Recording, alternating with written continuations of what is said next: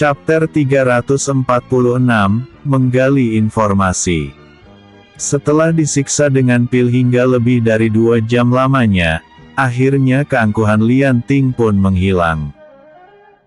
Dia benar-benar kapok dan ingin cepat-cepat merasakan kematian. Melihat kondisi mental Lian Ting sudah begitu turun drastis, Xiao Tian pun mengungkapkan pertanyaannya. Aku akan membebaskanmu dengan sebuah kematian, tapi sebelum itu katakan padaku di mana letak api suci berada, ucap Xiao Tian sambil menatap mata Lian Ting. Di aula bawah tanah kerajaan Ning. Tepatnya di bawah kediaman pamanku, ucap Lian Ting dengan tatapan kosong karena jiwanya tersiksa hingga menginginkan sebuah kematian. Apakah kau tahu jalan yang paling aman menuju ke sana? Tanya Xiao Tian sambil mengerutkan dahi. Ada jalan rahasia yang hanya diketahui oleh aku dan orang-orang kepercayaanku. Jalan tersebut terletak di hutan berhantu. Namanya mungkin seram, tapi nyatanya hantu di sana bukanlah hantu nyata, tetapi pasukan bayangan pamanku yang bersembunyi di balik tebalnya kabut hutan. Setelah masuk ke dalam hutan, carilah pohon terbesar yang mengeluarkan bau busuk. Di balik pohon tersebut terdapat semak-semak berduri yang menutupi 2 buah lubang menuju tangga rahasia. Lubang yang terdekat dengan pohon raksasa menuju sekte singa perak, sedangkan lubang yang terletak di belakangnya menuju kediaman pamanku, jelas Lian Ting dengan tampang frustasi.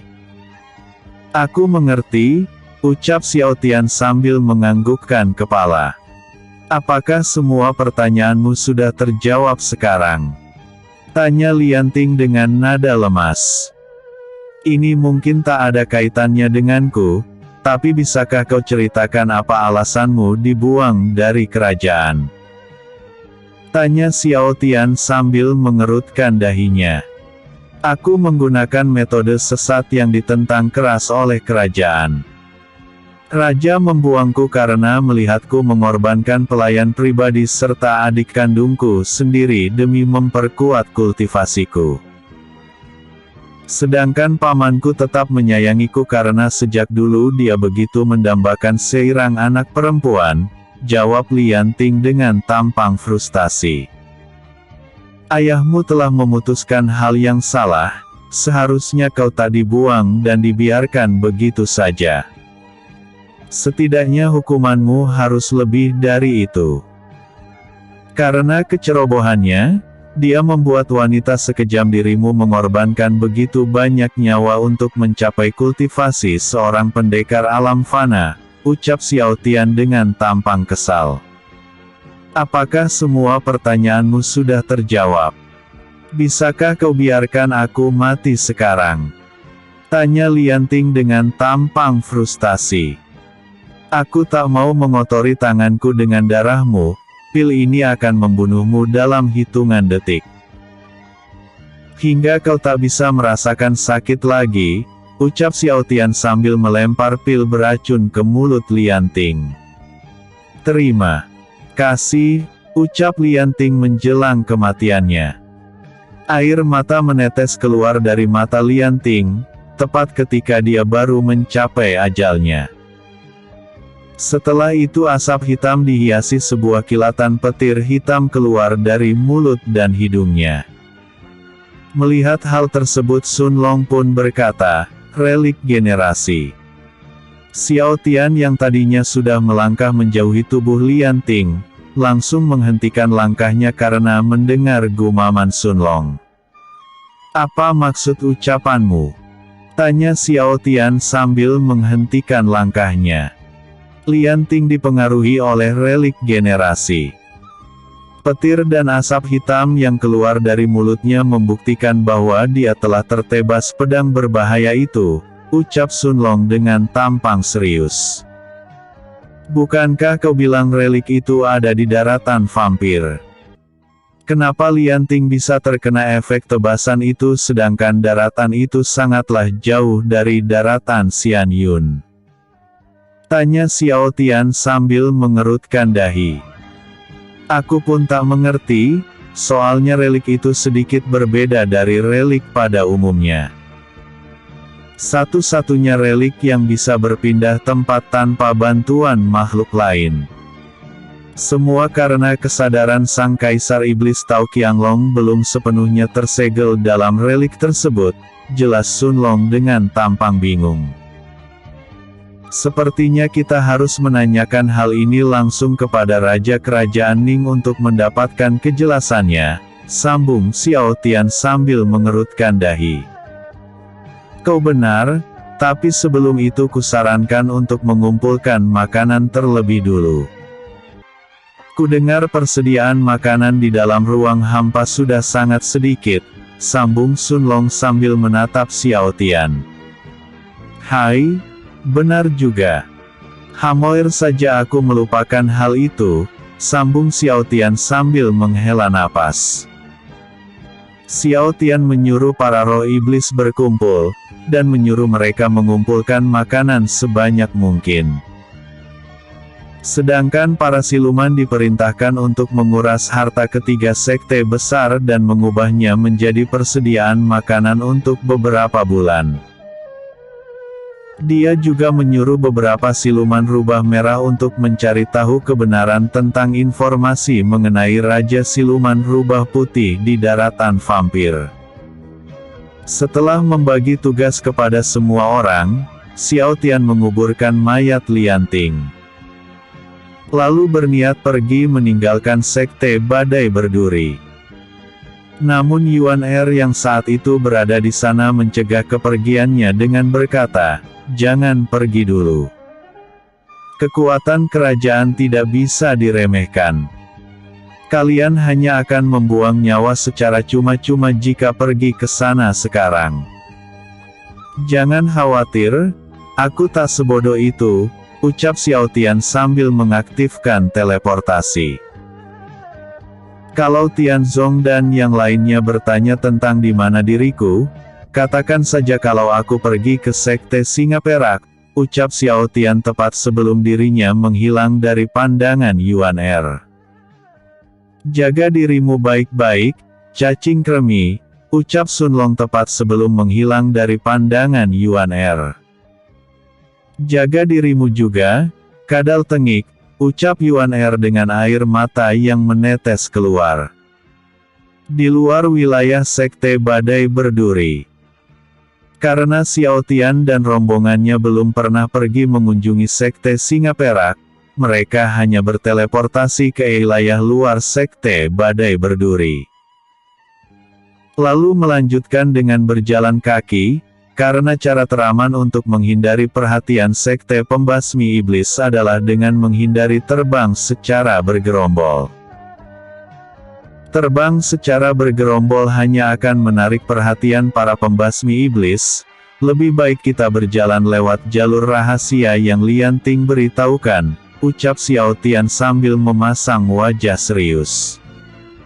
Bagaimana jika ucapannya itu adalah sebuah jebakan? Tanya Sun Long sambil mengerutkan dahi. Dia sudah kehilangan semangat hidupnya, sudah tak tersisa lagi pemikiran untuk balas dendam. Jadi aku berani menjamin bahwa ucapannya bukanlah sebuah kebohongan, jelas Xiao Tian sambil tersenyum. Begitu ya? Tanya Sun Long sambil menatap Xiao Tian. Semuanya memang sesuai perkiraan, tapi hanya satu hal yang tidak ku mengerti, ucap Xiao Tian sambil mengerutkan dahi. Apa itu? Tanya Sun Long sambil menatap mata Xiao Tian. Kenapa Lianting tak berubah menjadi roh setelah kubunuh ya? Tanya Xiao Tian sambil menatap mata Sun Long. Kau tidak tahu ya? Roh seorang pendekar di bawah pendekar alam langit tidak akan bisa bertahan ketika sudah berpisah dari tubuhnya. Itulah alasan mengapa roh Penatua Feng dan Penatua Hu lenyap tanpa sisa ketika aku memaksa keluar roh mereka dari tubuh. Aku mengerti sekarang, dengan kata lain. Kultivasi asli para roh iblis sebelum menjadi sebuah roh paling rendah adalah seorang pendekar alam langit lapisan pertama. Benar kan? Tanya Xiao Tian sambil mengerutkan dahi. Benar sekali, namun karena telah menjadi roh maka kami pun memulainya dari nol lagi, jelas Sun Long sambil memasang tampang serius. Apakah semua roh mengalami penurunan kultivasi seperti itu? Tanya Xiao Tian sambil menatap Sun Long. Tidak semua roh, tapi itulah yang umumnya terjadi, jelas Sun Long sambil menatap mata Xiao Tian. Begitu ya, aku mengerti sekarang, sambung Xiao Tian sambil melanjutkan langkahnya menuju hutan berhantu. Episode sebelumnya. Chapter 345, Terbentuknya Aliansi. Episode berikutnya. Chapter 347, Menuju Sekte Singa Perak. Tian dan rombongannya berlari menghindari keramaian, menuju ke hutan berhantu untuk bersembunyi dari sekte pembasmi iblis. Di tengah-tengah perjalanan, Medusa yang saat itu merasuki tubuh Lian Ting versi muda, mengubah kembali wajah tersebut ke versi dewasa dengan memakai kembali topeng penyamaran yang Xiao Tian lepas dari wajah Lian Ting saat menginterogasinya. Semua itu dilakukan Medusa agar tak dicurigai para penjaga hutan berhantu. Seperti yang diketahui oleh Xiao Tian dan teman-temannya, Lian Ting adalah seorang gadis muda berumur 16 tahunan. Dan merupakan seorang putri buangan yang memalsukan identitasnya dengan menyamar menjadi patria sekte Singa Perak. Sesampainya di hutan berhantu, Xiao Tian dan rombongannya dihadang oleh para penjaga. Tap tap tap. Katakan siapa kalian, dan apa yang kalian inginkan di sini? Tanya para pasukan bayangan yang bertugas menjaga hutan. Kalian ini bagaimana? Apakah kalian tak mengingat wajah kami? Tanya Sun Long dengan rupa penatua Feng. Kabut di hutan ini bisa memperkuat insting kami. Dan insting kami mengatakan bahwa kalian bukanlah orang-orang dari sekte Singa Perak, ucap para penjaga sambil menghunuskan pedang mereka. Sepertinya tak ada cara lain selain membungkam mereka, ucap Xiao Tian dengan tampang serius. Kebetulan anak buahku masih membutuhkan beberapa tubuh, ucap Medusa sambil menjulurkan ludahnya. Saat itu dia sedang menyamar menjadi Lian Ting. Karena jumlah tubuh yang bisa dirasuki waktu itu jauh lebih sedikit jika dibandingkan dengan jumlah para roh iblis. Alhasil beberapa roh lain memilih untuk berbagi sebuah tubuh. Tubuh bagus tak boleh disia-siakan. Aku berani menjamin bahwa mereka terlatih dengan metode iblis, ucap Raja Iblis Buaya dengan rupa penatua Hu. Bolehkah aku bergabung dengan kalian? Tanya Raja Iblis Kerbau yang menggunakan tubuh penatua Gu. Serat serat serat. Bruk bruk bruk. Kawanan iblis mencakar dan menghajar semua pasukan hingga tak sadarkan diri. Kemudian meminta bantuan Sun Long untuk menyingkirkan roh dari tubuh incaran mereka. Teknik penelan jiwa. Teriak Sun Long sambil menembakkan lingkaran kecil yang mengandung kekuatan jiwanya ke tubuh para pasukan bayangan yang sedang tak sadarkan diri. Setelah memasukkan inti kekuatan jiwa ke semua targetnya, Sun Long langsung menyedot roh para pasukan bayangan secara bersamaan. Setelah menyedot habis roh serta lautan jiwa para pasukan bayangan, roh Sun Long berhasil menerobos hingga ke tingkat pendekar alam naga lapisan kelima. Setelah tubuh-tubuh itu benar-benar menjadi tubuh yang kosong tanpa satu roh pun di dalamnya, para roh iblis langsung merasuki tubuh-tubuh tersebut. Karena sudah terlanjur membunuh, pergi dan telusurilah hutan ini. Pastikan tak ada satu pasukan bayangan pun yang tersisa. Ucap Xiao Tian dengan nada serius. Baik Tuan, ucap para roh iblis sambil memberi hormat. Oh iya Sun Long, ngomong-ngomong apakah kau tahu nama para roh iblis selain Medusa? Tanya Xiao Tian sambil menatap Sun Long. Tidak semua iblis memiliki sebuah nama.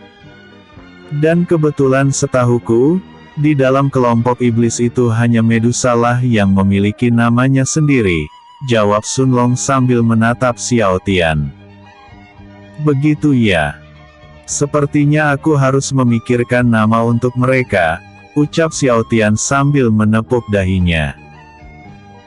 Sambil menunggu Medusa dan yang lainnya kembali, lebih baik kita lanjutkan perjalanan menuju pohon raksasa, ucap Sun Long dengan tampang serius.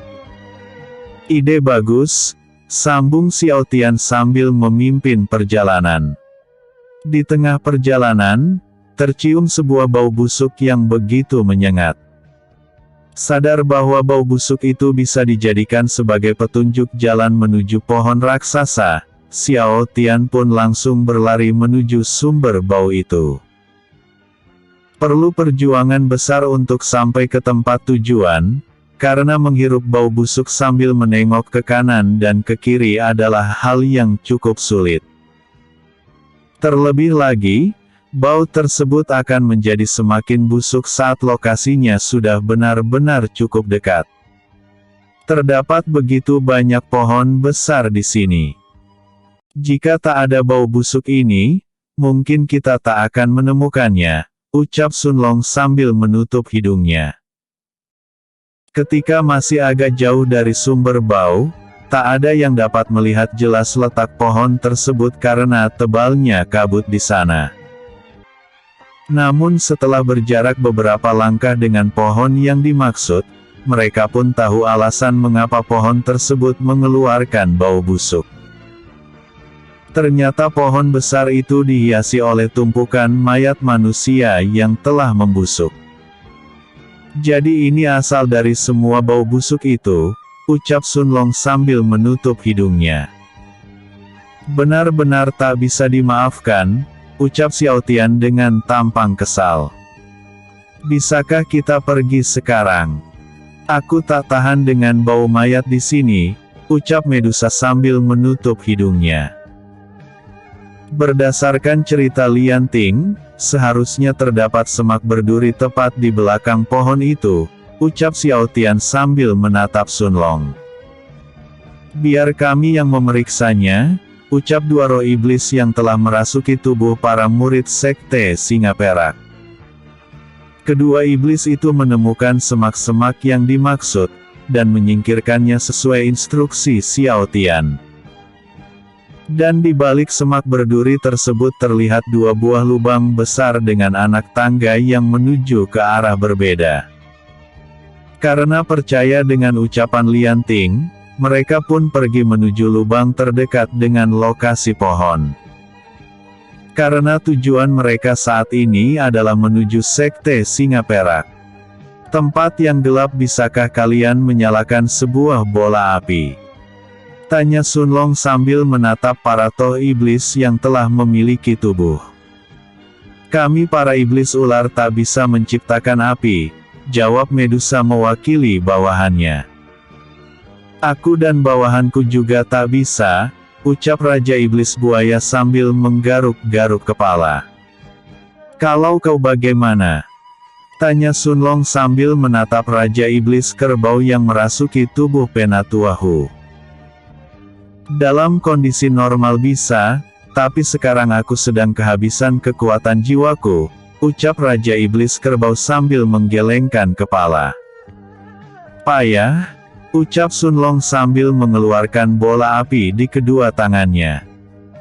Kalau bisa sendiri kenapa malah menyuruh orang lain, gumam para roh iblis sambil melirik ke arah Sun Long. Apa lihat-lihat? Tanya Sun Lo Jege dengan tatapan tajam. Tidak ada, ucap para roh iblis sambil memalingkan wajah. Xiao Tian dan rombongan mengikuti jalan bawah tanah rahasia tanpa gangguan apapun. Hingga akhirnya mereka pun sampai di tempat tujuan. Karena saat itu mereka masih dalam mode penyamaran. Semua penghuni sekte langsung memberi hormat kepada Medusa yang menyamar menjadi patriarh mereka. "Hormat kami Patriarh Lianting," ucap para penjaga sambil memberi hormat. "Masuklah ke jalan rahasia dan telusuri hitan berhantu. Aku merasa bahwa ada yang memata-mataiku sejak tadi," ucap Lianting sambil menatap para penjaga. "Tapi bukankah di sana sudah ada penjaga?"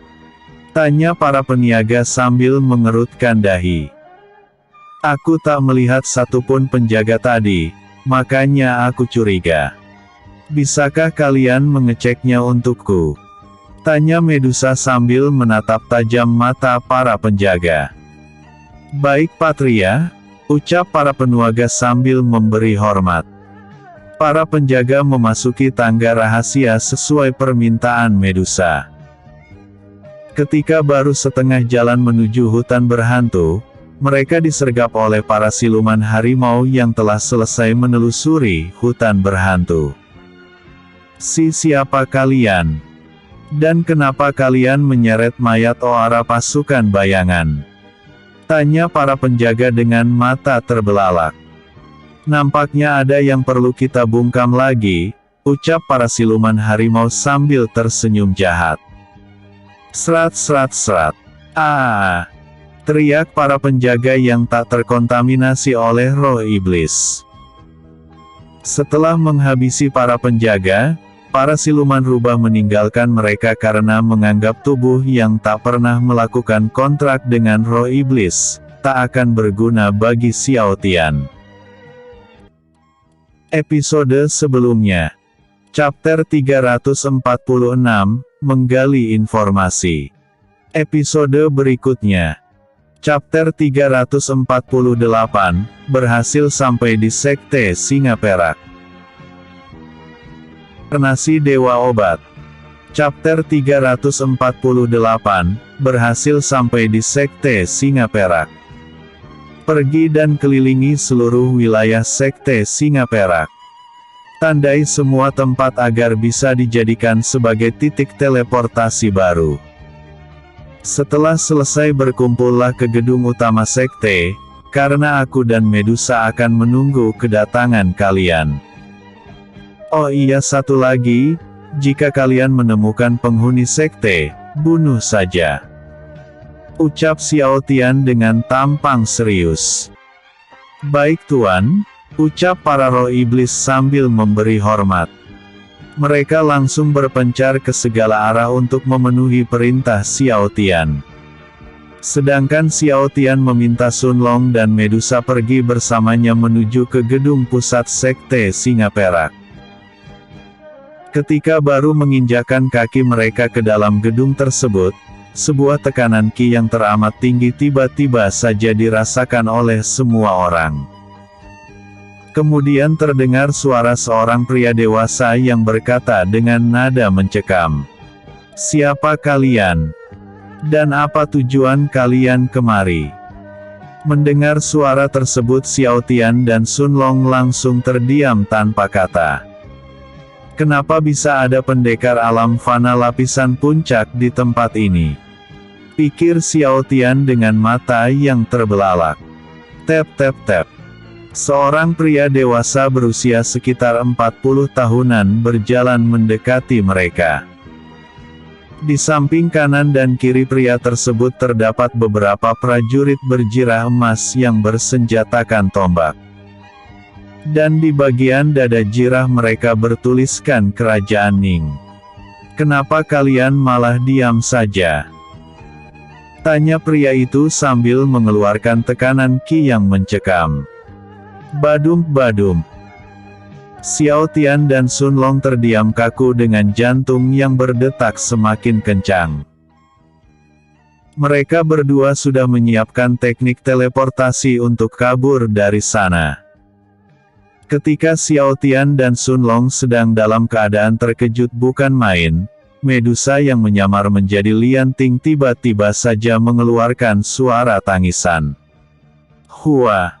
Xiao Tian dan Sun Long langsung menatap ke arah Medusa.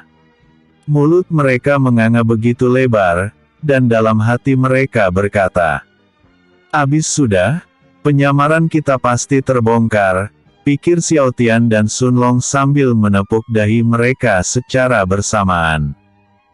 Ting Ting, jangan menangis.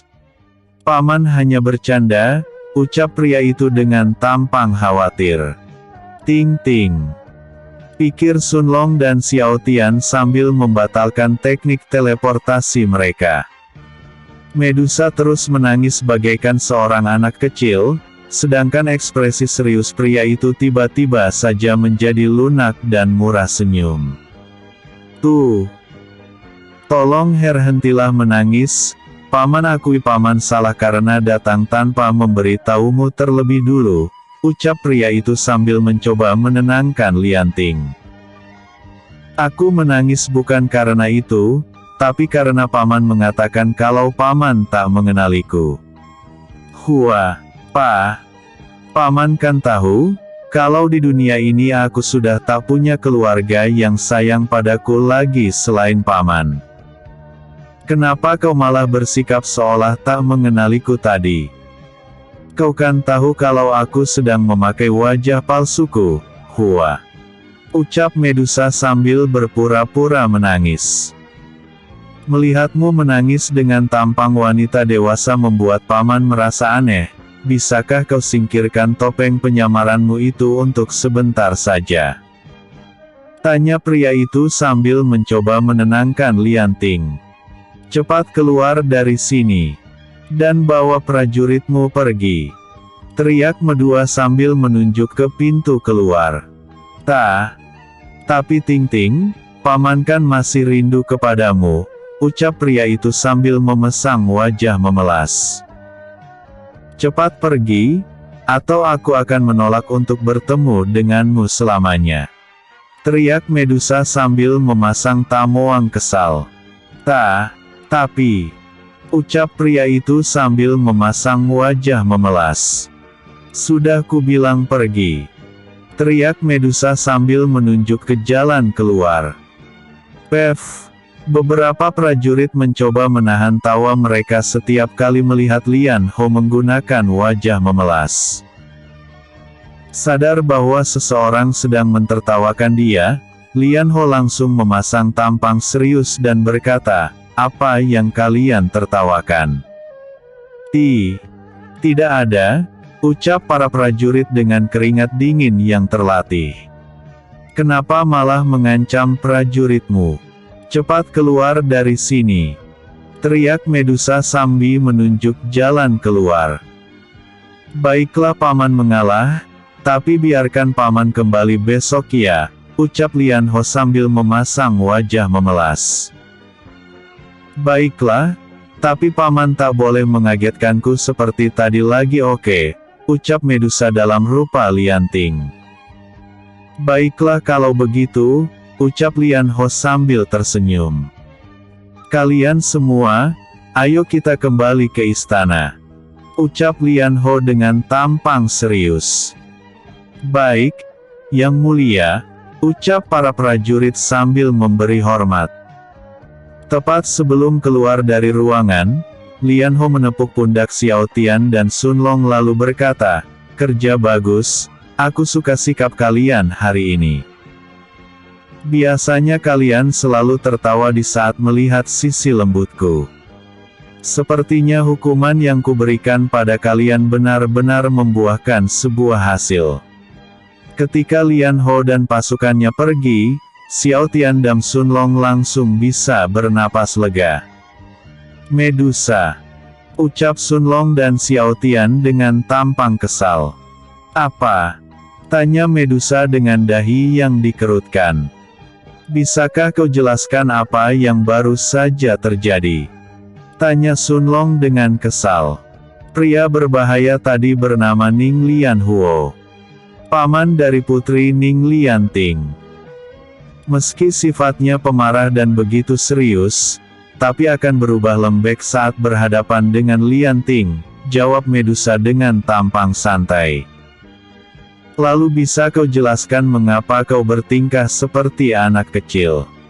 Tanya Sun Long sambil mengerutkan dahi. Itu memang sifat asli Lianting kalau bertemu pamannya, di balik kesadisan dan keseriusannya. Dia bisa berubah menjadi seorang gadis kecil yang sangat manja setiap kali bertemu pamannya, jelas Medusa sambil menghela napas. Dari mana kau tahu semua itu? Tanya Xiao Tian dengan tampang kesal. Aku sering melihat mereka bersikap seperti itu setiap kali pergi ke lembah roh iblis, jawab Medusa dengan santainya. Lembah roh iblis? Tanya Xiao Tian sambil mengerutkan dahi. Lembah roh iblis adalah tempat di mana para roh iblis sering berkumpul. Lembah tersebut hanya bisa dimasuki para iblis dan para manusia berhati busuk. Tempat teraman bagi para iblis dan roh iblis untuk berlindung dari kejaran sekte pembasmi iblis, jelas Medusa sambil menatap Xiao Tian. Kalau tempat itu aman bagi para iblis, dan kau pernah ada di sana, kenapa kau bisa menjadi sebuah roh? Tanya Sun Long sambil mengerutkan dahi. Itu semua terjadi karena aku dikuasai oleh rasa ingin tahuku akan dunia luar, jawab Medusa sambil menghela napas. Aku senang kau bisa menyelamatkan penyamaran kami, tapi lain kali tolong beritahu kami lebih awal jika ada informasi yang sepenting ini, mengerti? Ucap Xiao Tian dengan tampang kesal. Iya, jawab Medusa sambil mengeluarkan keringat dingin.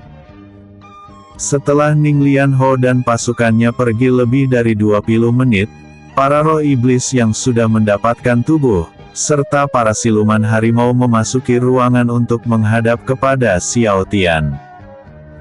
Mereka melaporkan bahwa tak ada orang yang tersisa di sekte singa-singa perak lagi.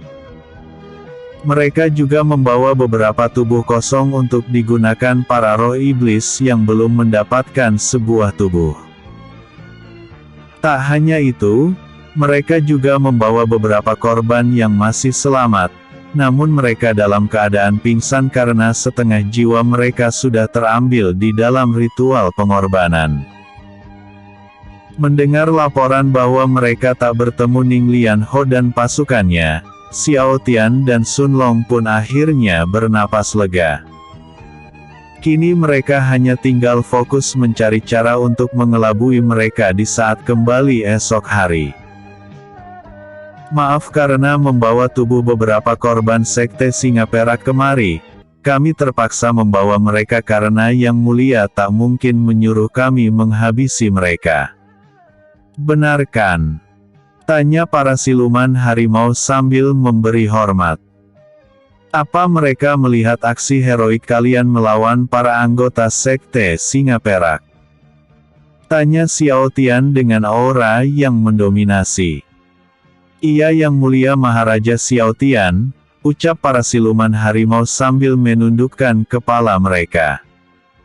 Apakah kita harus menyingkirkan mereka karena itu?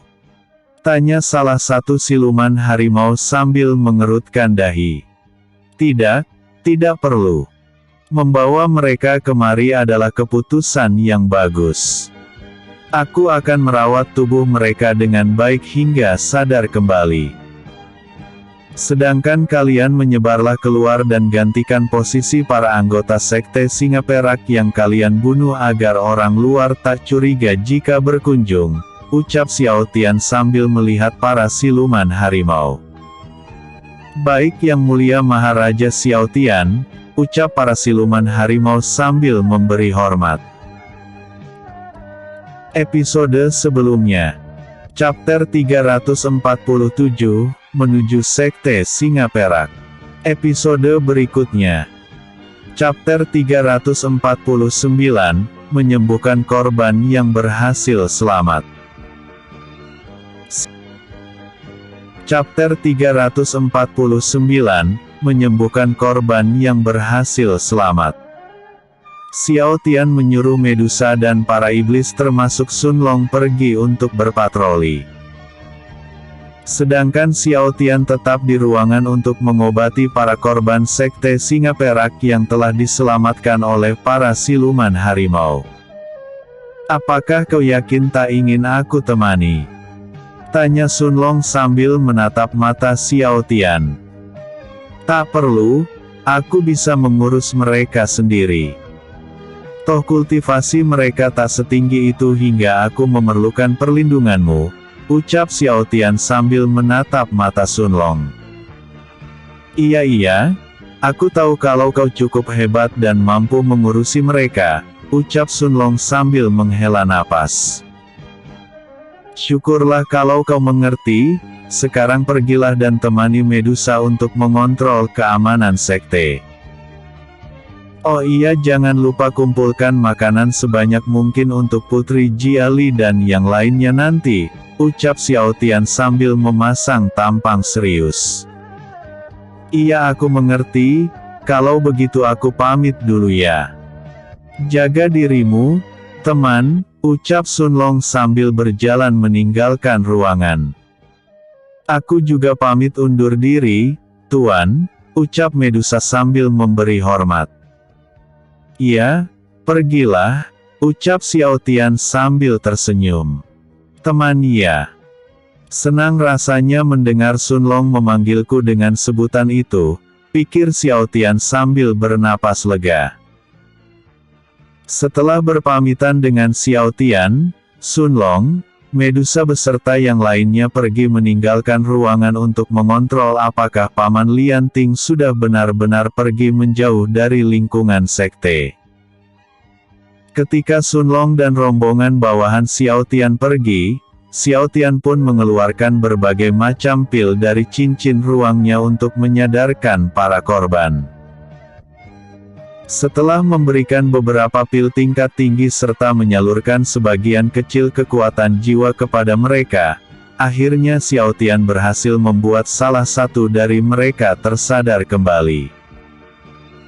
Karena sudah cukup banyak mengeluarkan kekuatan jiwa, Xiao Tian memutuskan untuk kembali duduk di sebuah kursi patria yang biasa diduduki oleh Lian Ting sebelumnya. Sambil menunggu simbol roh tikus suci mengembalikan seluruh kekuatan jiwanya, Xiao Tian duduk sambil memperhatikan ketiga korban sekte singa perak yang telah dia obati.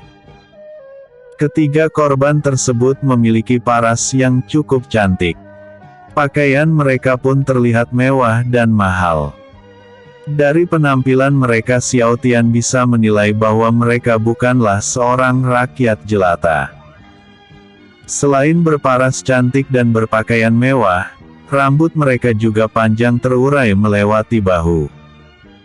Dengan warna rambut yang berbeda satu sama lainnya.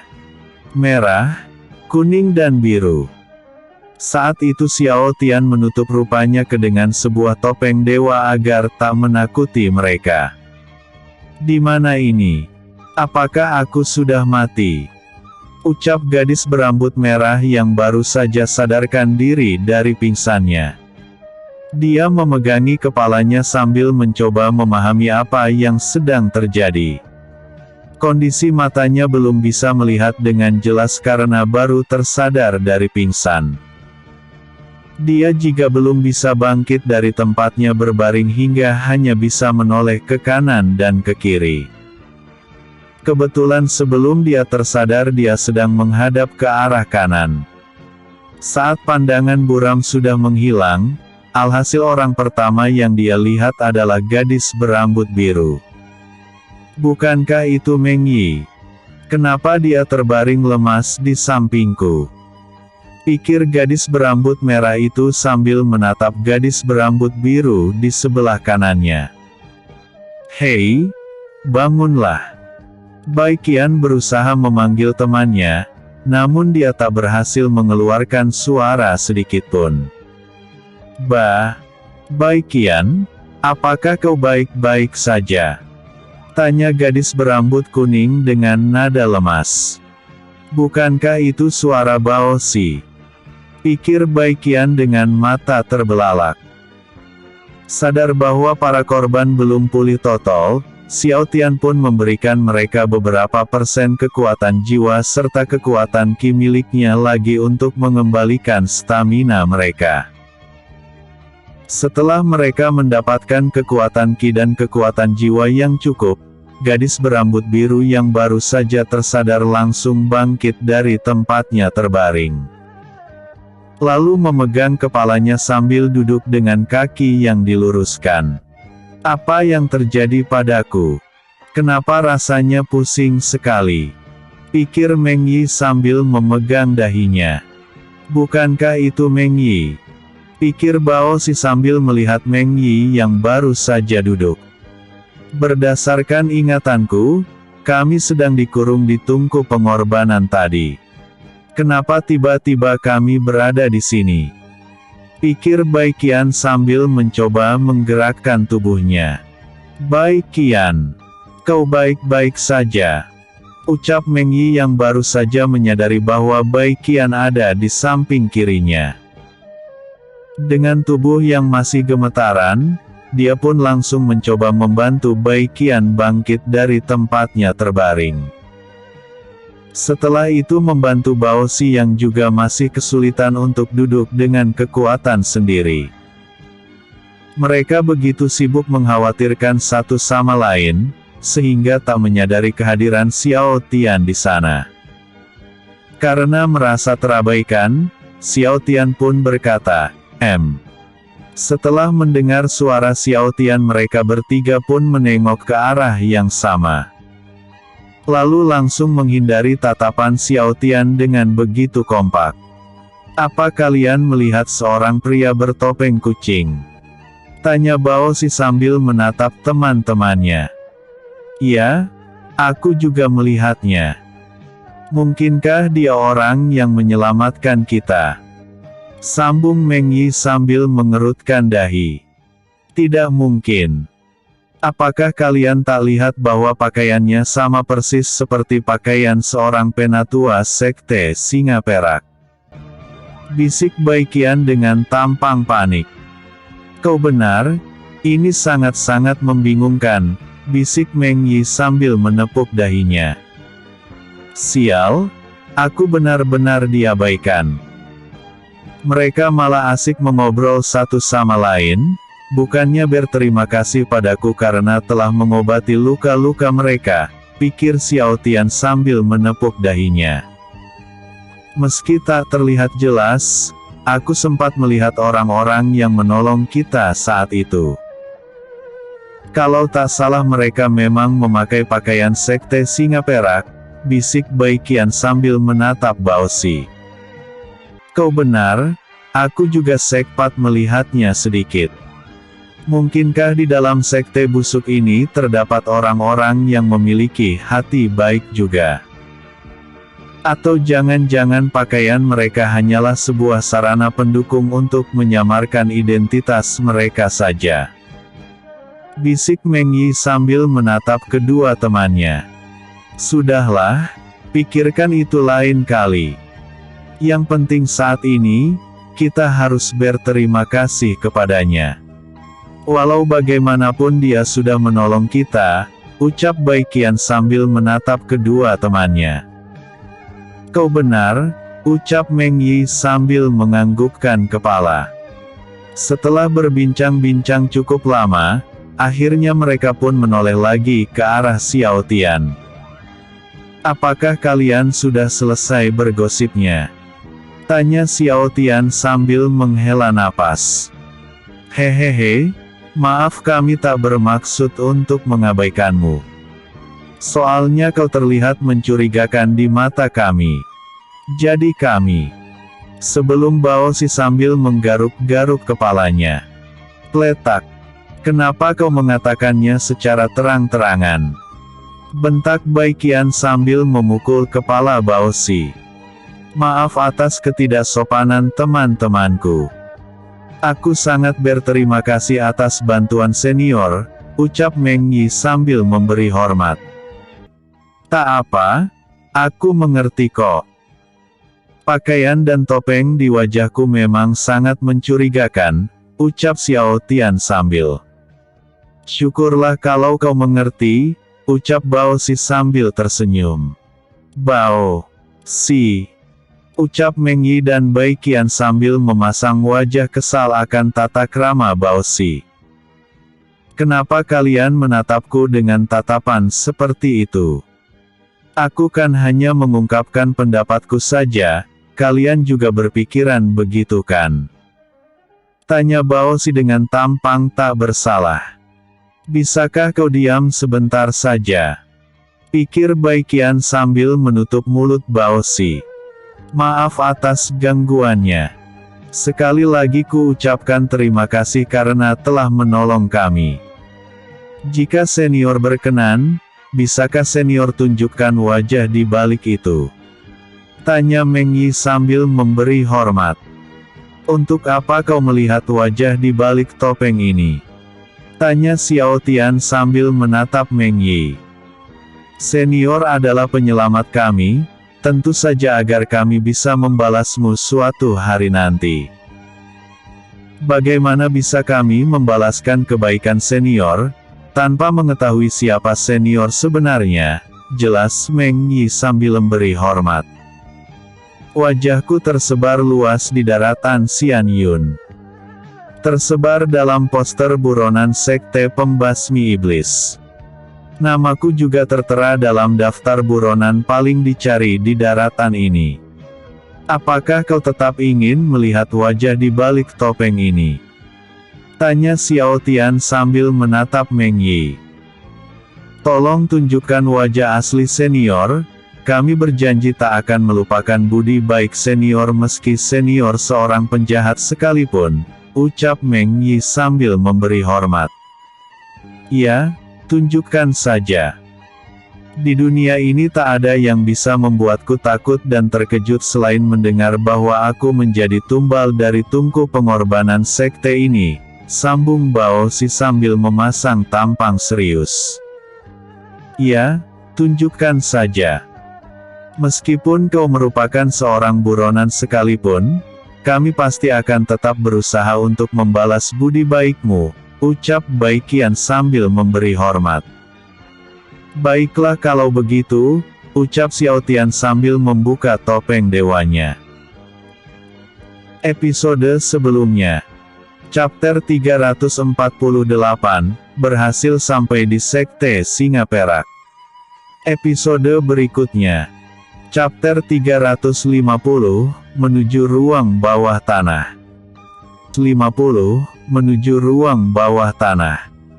Xiao Tian melepas topeng dewa untuk menunjukkan wajah aslinya kepada Bai Qian dan kawan-kawannya. Setelah wajah di balik topeng tersebut terungkap, Bao Si yang tadinya paling berisik dan terlihat ceria langsung pingsan tak sadarkan diri. Sedangkan Meng Yi dan Bai Qian terdiam kaku dengan mata yang terbelalak begitu lebar. Tubuh mereka gemetar ketakutan karena mengingat rumor yang beredar tentang betapa kejam dan mengerikannya Xiao Tian hingga membunuh immortal suci Xian Yun. Kupikir ucapannya tadi hanyalah bercanda, tak kusangka ternyata penolong kami memanglah seorang buronan ternama, pikir Bai Qian sambil mengepalkan kedua tangannya. Aneh sekali, bukankah menurut kabar dia adalah seorang pendekar bengis yang teramat sadis? Bagaimana bisa dia yang menjadi penolong kami? Pikir Meng Yi dengan tubuh yang gemetar ketakutan. Xiao Tian tak begitu kaget dengan reaksi mereka, semua di dalam perkiraannya karena paham betul seberapa besar pengaruh Xian Yun di daratan itu. Bahkan saking berpengaruhnya, daratan di sana pun disebut dengan daratan Xian Yun. Meski nyatanya lemah, dia begitu diagung-agungkan karena berumur panjang dan kultivasinya tak dapat terbaca. Ada apa dengan reaksi kalian? Bukankah kalian bilang bahwa kalian sudah siap tadi? Tanya Xiao Tian dengan tampang serius. Setelah mendengar pertanyaan Xiao Tian, mereka pun menamparkan wajah mereka sendiri sebagai lambang permintaan maaf atas reaksi mereka. Tamuaran di pipi juga bertujuan untuk memperkuat mental mereka agar bisa mengatakan apa yang ada di dalam pikiran mereka. Maaf Tuan, kami tahu bahwa kau telah mengatakan bahwa kau berada di dalam daftar buronan. Tapi kau tak bilang kalau kau menjadi buronan nomor 1 di daratan ini, ucap Meng Yi dengan keringat dingin yang menetes keluar dari dahinya. Kami benar-benar tak mengira kalau Tuanlah penyelamat kami, maaf atas kelancangan kami sebelumnya, ucap Bai Qian sambil bersujud di hadapan Xiao Tian. Karena tak nyaman dengan reaksi berlebihan mereka, Xiao Tian pun menyuruh mereka berhenti bersujud. Sudahlah, kalian tak perlu bersujud kepadaku. Aku sudah memaafkan kalian, ucap Xiao Tian sambil menghela napas. Melihat reaksi Xiao Tian yang berada di luar perkiraan mereka, Bai Qian dan Meng Yi pun semakin kebingungan.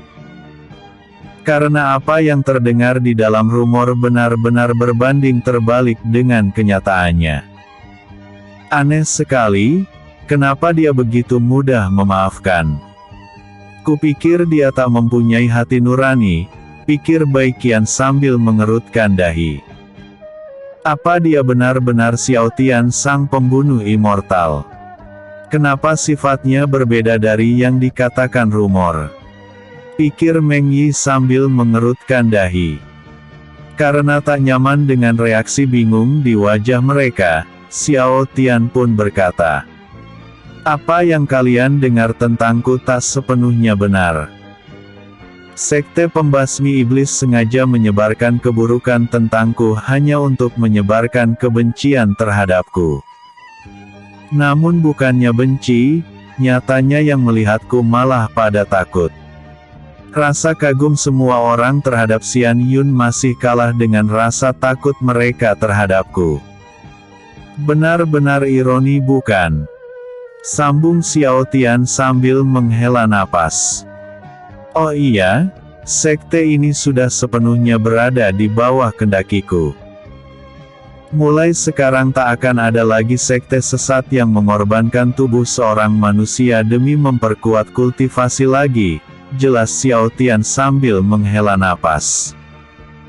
Mendengar ucapan Xiao Tian, Bai Qian tiba-tiba langsung bersemangat. Rasa takut yang ada di dalam pikirannya seketika menghilang. Dengan wajah yang penuh semangat, dia pun berkata, "Bi, benarkah itu? Apakah kau tak berbohong? Sekte ini benar-benar telah dimusnahkan," ucap Bai Qian dengan penuh semangat. "Sekte ini dilindungi oleh adik Raja Ning Lianzen. Bagaimana mungkin bisa ditaklukkan dalam waktu sekejap mata?" ucap Meng Yi sambil mengerutkan dahi. "Kau benar, aku juga pernah mendengar hal itu. Bahkan ku dengar Ning Lianting putri buangan raja juga ada di tempat ini. Dan ku dengar dia telah menjadi patriarh yang bertanggung jawab di dalam sekte ini," sambung Bai Qian sambil menghela napas. "Kalian boleh tak mempercayai ucapanku barusan, tapi memang itulah faktanya," jawab Xiao Tian sambil tersenyum tipis. "Jika memang itu benar, bisakah kau bawa kami ke ruang bawah tanah?" tanya Meng Yi sambil meneteskan air mata.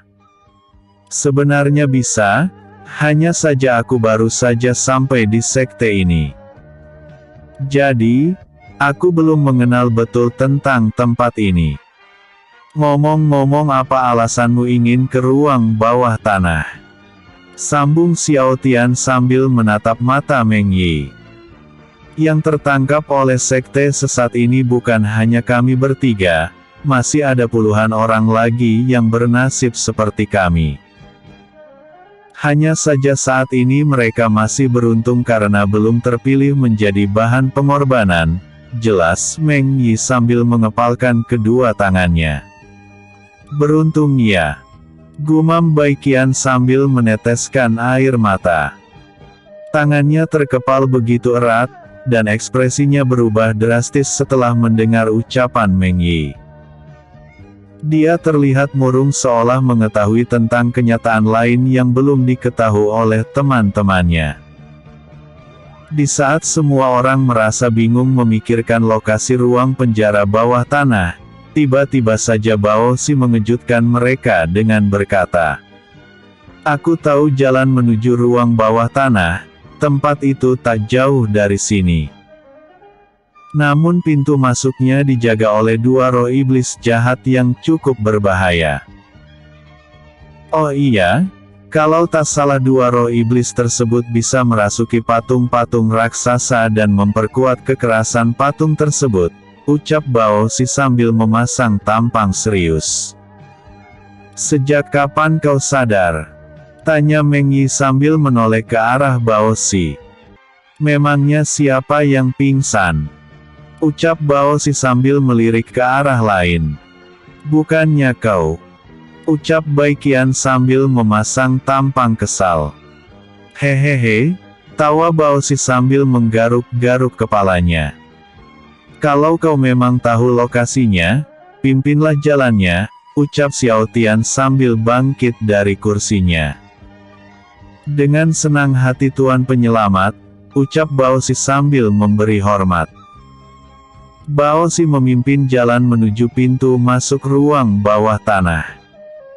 Berdasarkan ingatan Bao Si, letak pintu masuk ruang bawah tanah tersebut berada di dalam ruang harta Sekte Singa Perak. Letak ruang harta berada tepat di gedung belakang bangunan pusat Sekte Singa Perak. Dengan kata lain mereka harus berpindah gedung terlebih dulu untuk mencapai ruang tersebut. "Apa kau yakin berada di jalan yang benar?" tanya Xiao Tian sambil menatap punggung Bao Si.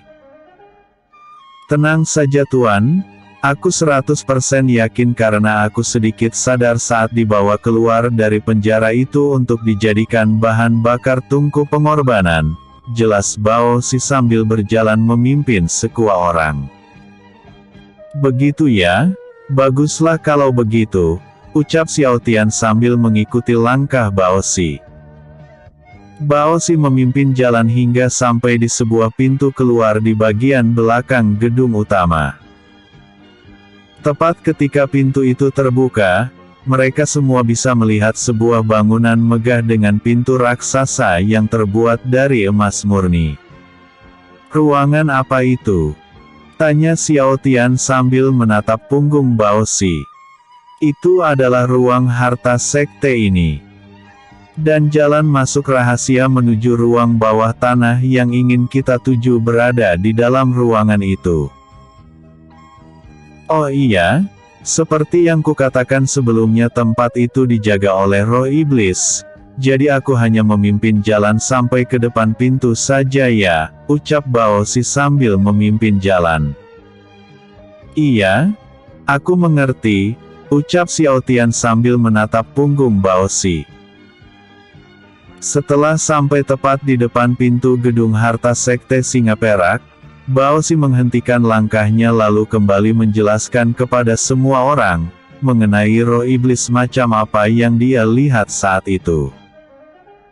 "Berdasarkan ingatanku, di dalam sana ada dua roh iblis abadi yang cukup merepotkan. Kalau tak salah, mereka menyebut diri mereka dengan sebutan iblis generasi," jelas Bao Si sambil mengerutkan dahi. "Bisakah kau katakan detailnya?" tanya Xiao Tian sambil menatap mata Bao Si.